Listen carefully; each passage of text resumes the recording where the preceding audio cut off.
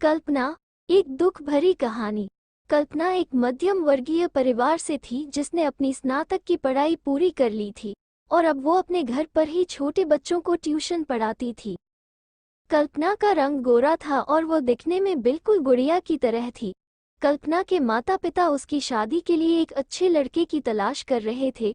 तभी कल्पना के मामा एक लड़के के बारे में बताते हैं। वो कहते हैं कि लड़के का नाम राहुल है, वो किसी कंपनी में मैनेजर के पद पर है और महीने के 70,000 कमाता है। कल्पना के माता पिता ने लड़के की फोटो देखी तो उन्हें लड़का पसंद आ गया।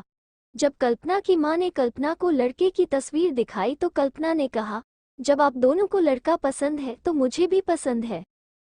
अब लड़का और लड़की वालों के परिवार ने मिलकर शादी की तारीख तय कर दी। कल्पना के माता पिता बहुत खुश थे कि उनकी बेटी की शादी एक अच्छे घर में हो रही है। पूरे धूमधाम से कल्पना की शादी हो गई। अब कल्पना अपने बचपन के घर को छोड़कर एक नए घर चली गई। कुछ दिन तो कल्पना को अपने माता पिता और अपने घर की बहुत याद आई। कल्पना की शादी के अब कई महीने बीत गए थे। अब उसके पति राहुल पहले जैसा व्यवहार कल्पना के साथ नहीं करता था।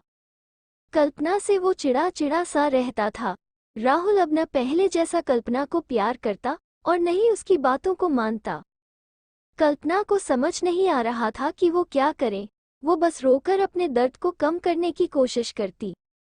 एक दिन कल्पना को पता चला कि राहुल सिगरेट पीने के बहाने छत पे जाता है और किसी लड़की से बातें करता है।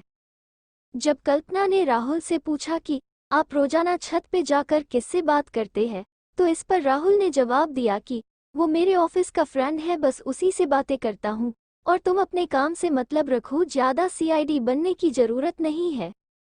होली का दिन था। राहुल के कुछ दोस्त उसके घर आए थे। सभी ने घर पर पार्टी की। उस दिन राहुल के एक दोस्त ने थोड़ी ज्यादा ड्रिंक कर ली थी और उसने नशे में कल्पना के सामने जाकर कहा, भाभी आप इतनी प्यारी और मासूम हो, फिर भी राहुल भाई दिन भर उस घमंडी नेहा से बातें करते रहते हैं। लगता है कि आप राहुल भाई का सही से ख्याल नहीं रखती। ये सुनकर कल्पना का शक अब हकीकत बन चुका था। अगली सुबह जब कल्पना ने राहुल से पूछा कि ये नेहा कौन है और क्या लगती है आपकी? राहुल, मैं तुम्हें क्यों बताऊं? कल्पना, मैं बीवी हूं आपकी।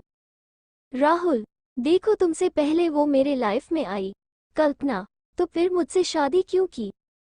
राहुल, बस तुम अच्छी लगी इसलिए शादी कर ली। कल्पना, अब तुम देखना मैं उस कमीनी लड़की को कैसे सबक सिखाती हूँ। नेहा को जब कल्पना ने कमीनी कहा तो राहुल ने गुस्से में कल्पना को बहुत मारा और उसे कमरे में बंद कर दिया। कल्पना की सास को सब पता था, फिर भी वो अपने बेटे के सामने एक शब्द भी नहीं बोलती थी। शाम को जब राहुल आया तब उसने रूम का दरवाजा खोला। उस दिन कल्पना की तबीयत खराब हो गई थी, फिर भी उसी हालत में उसने खाना बनाया। कल्पना ये सारी बातें अपनी माँ को बताना चाहती थी, लेकिन चाहकर भी वह नहीं बता पा रही थी, क्योंकि वह जानती थी कि अगर उसके माता पिता को ये सब पता चलेगा तो वह परेशान हो जाएंगे। राहुल अब कल्पना के साथ नौकरानी जैसा व्यवहार करने लगा। छोटी छोटी बातों पे उसे मारता। कल्पना अब धीरे धीरे डिप्रेशन का शिकार होने लगी। उसके दिमाग में गलत गलत ख्याल आने लगे। अब न वो समय पे खाना खाती और न ही किसी से बात करती। आखिरकार एक दिन कल्पना ने रूम में फांसी लगाकर आत्महत्या कर ली। कल्पना ने आत्महत्या का कारण किसी को नहीं बताया, लेकिन उसकी सास को पता था कि कल्पना ने आत्महत्या क्यों की। दूसरी तरफ कल्पना के माता पिता का रो रो कर बुरा हाल हो गया। कल्पना की मां ने पुलिस को आत्महत्या का कारण उसके ससुराल वालों को बताया।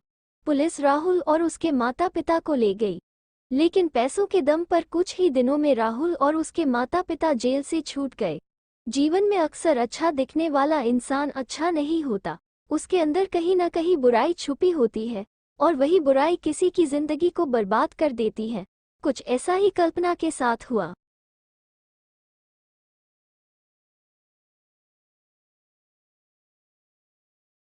आपको ये कहानी पसंद आई हो तो लाइक, शेयर, सब्सक्राइब और कमेंट जरूर करें। धन्यवाद।